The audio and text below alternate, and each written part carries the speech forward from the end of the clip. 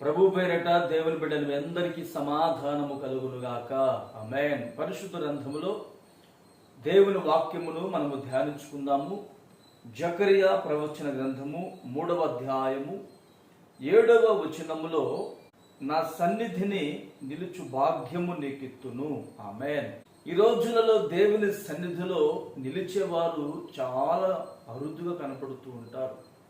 దేవుని సన్నిధి యొక్క విలువను ఎరిగిన వారు ఏమాత్రము కూడా దేవుని సన్నిధిని దూరము చేసుకోరండి.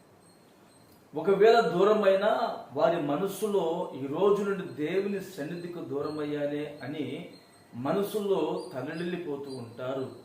ప్రియులారా, నీవు దేవుని సన్నిధిలో నిలిచినటువంటి భాగ్యాన్ని నా యేసయ్య నీకు అనుగ్రహించగలిగిన వాడు. పరిశుద్ధ గ్రంథంలో ఒక మాట మీకు తెలియపరుస్తానండి.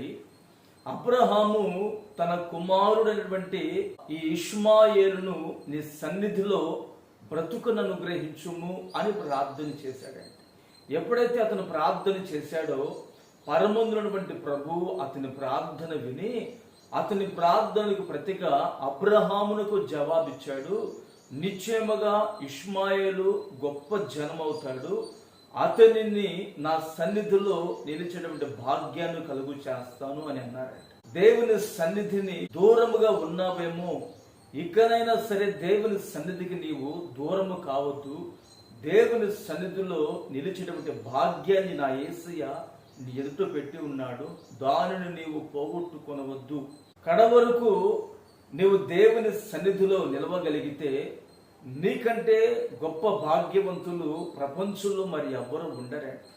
అసలు దేవుని సన్నిధి అంటే అర్థం ఏమిటంటే, మనము ఎక్కడైతే మోకరించి ప్రార్థన చేస్తామో, ఎక్కడైతే నిలవబడి ప్రభుని స్తుతిస్తామో, ఏ సమయం అందైతే మనము దేవుని వాక్యమును ధ్యానిస్తామో అక్కడ ప్రభు మనతో ఉంటాడు. ప్రార్థన చేసుకుందాం. ప్రేమగల తండ్రి, పరిశుద్ధుడా, జీవాధిపతి, స్తోత్రం చెల్లిస్తున్నాము నాయన. నీ సన్నిధిలో నిలిచినటువంటి భాగ్యమును నేటి దినమున మీరు నాకు అనుగ్రహించి ఉన్నారు, నీ బిడ్డలకు అనుగ్రహించి ఉన్నారు. నీ సన్నిధికి దూరమైనటువంటి ప్రతి వారిని నీ సన్నిధిలో మీరు నిలపండి.